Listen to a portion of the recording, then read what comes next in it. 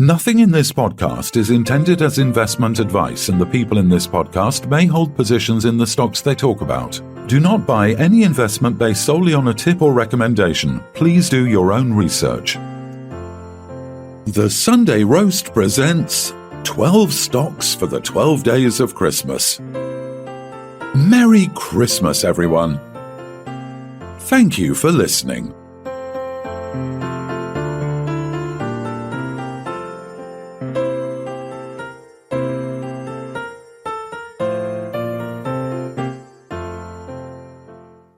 Hello and welcome to the 12 Stocks for the 12 Days of Christmas. Today we're joined by Colin Bird, Executive Chairman of African Pioneer. Welcome, Colin, and Merry Christmas. Thank you, and Merry Christmas to both of you. Yeah. So I guess for the listeners who don't know the African Pioneer story, do you want to start by introducing the company and what exactly they do? Well, African Pioneer is an exploration company. It's got assets in Zambia, in Botswana, and in Namibia. So it's well placed down in that southern end there, and it's copper.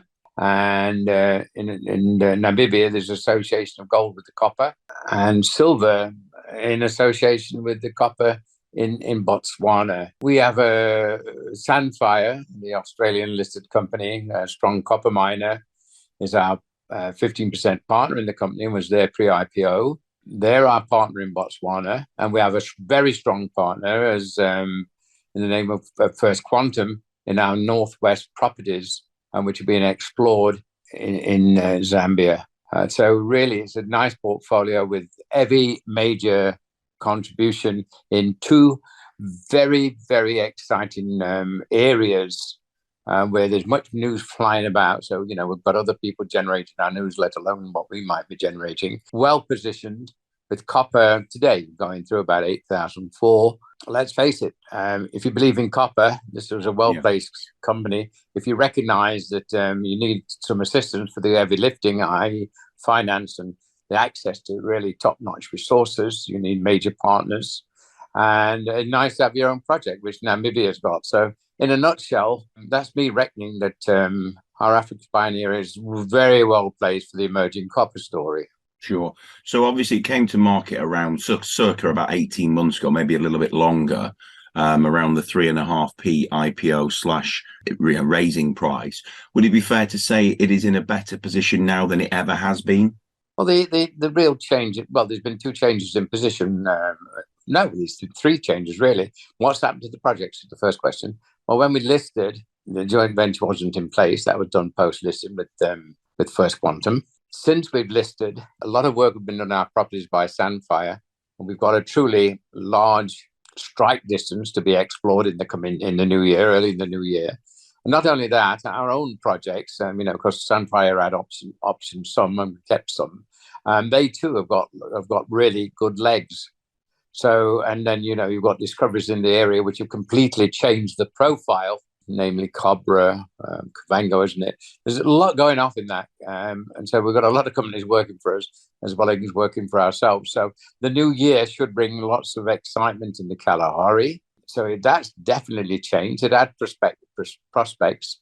And we were left with we had a portfolio, some of which we gave to Sandfire, some of which we gave on option, and some we kept ourselves, all about advance to pays. That joint venture is profound. I think is that the word? It's as good a word as any, I think. Profound. The one with First Quantum in Northwest. We firmly believe, and we published news releases to that effect not so many weeks ago, that we're into the Western Forelands, we're into Kamoa type mineralization. And really, that had some effect on the market, but very little. And I think that the new year will see the benefits of that coming out. Because, the Kamoa is the second richest mine in the world. It's spewing out money. You're talking about grades of 6% and a flat dip in ore body, less than 10 degrees. And we now know that the structures, the lithology, the old style is not standard Zambian copper belt, but indeed is the Congo copper belt. And we've sort of not acknowledged what's happened down there in Namibia. With our project down there, we've drilled it, we've proved the presence of gold, We've proved with Ongombo there, we've got quite a big distance of strike, which we know is open pittable. And the modelers now are sort of seeing what size is the open pit, what contribution will it make to the actual ore resource. We know it will increase it, of course. And we also think that it may be minimize the cost, capex costs and nuisance costs of having to make entries to access underground workings, because we will access an open pit. So all in all, this African Pioneer has advanced a pace in the right space, copper. Yeah, I mean, it's interesting you mentioned that, because obviously Cobre have been, ramping up their exploration, and then I believe you've got the Sandfire's Matheo mine, which is actually ramping up into production. So do you see, and I'm pretty sure that there's, other than Sandfire and Cobre, there's not much room for any other sort of explorers or producers coming in. Do you think that 2023 could potentially be a good year for African Pioneer in that respect? Oh no, it's massive, Phil. When we started off this journey, we were both us and Sandfire were talking about extensions to T3, the mine you just mentioned. We call it T3. That's not the case anymore. A lot of what we're doing is potential standalone and not supplementary feed for the new mine they're developing. And I think I can say with some conviction that since we started African Pioneer, listed African Pioneer, Kalahari has not moved, has not stayed at two mines, i.e. Cupric Canyon and Sandfire. It now has become a region. And I welcome new entries because, quite frankly, some of the strike distances we're looking at, some of the potential for mineralization that we're looking at, the way the model is changing with new results from Kabanga, with new results from Cobre, it's an whole new ball game, and it's much bigger than those two operations. Colin, what is going to be happening then on a timescale point of view? Then do you think in sort of January, February, March, and then going through to the middle of the year, and then towards the end of the year? Difficult to forecast, but I suspect that our own drilling will start early in the new year, and obviously I hope that it comes up with the right required results in Kalahari. I also hope the Sandfire come up with results as they start drilling in the Kalahari.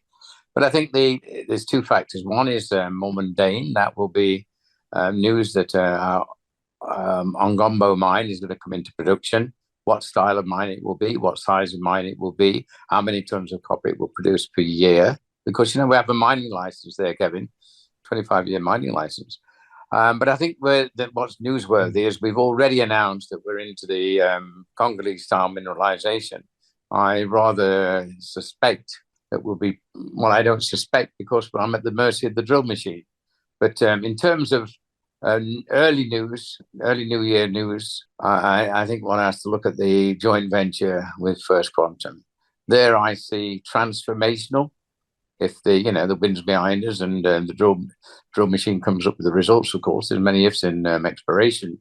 But the very fact that we proved the lithology is Congolese, the very fact that we now know we're not in standard copper belt, the very fact that we're into much lower risk profile, country risk profile with Zambia than over the other side of the border in Congo, says to me that we'll be on the world radar screen of every large company which is interested in mining. And of course, we've got a large partner anyway in the form of First Quantum. We're doing extremely well. The market cap is high, well respected by the market, a good company. Now, what's the financial implications of all of those positive things happening? What's the upside to AFP in that respect? Well, the upside to AFP would be, if we start a small mine, that is, AFP is a producer, but that, of course, will take time. And will take most of 2020, 2023. Whereas the Kalahari and the joint venture in Zambia, they are projects much above the capability of a junior mining company, and therefore they become for sale projects. And, my wish, if you've asked me what my wish list would be, my wish would be, of course, is that one of those projects mature enough to attract a commercial offer from a major. And of course, the major we've got the majors circling with us now in terms of First Quantum and Sandfire. So it's Christmas, and we asked you this last year as well, but what is your best Christmas present that you've ever received? The best one I've ever received. That's a knockout blow.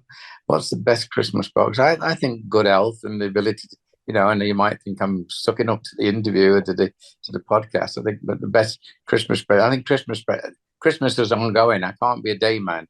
I feel the same about the New Year, quite frankly, Kevin.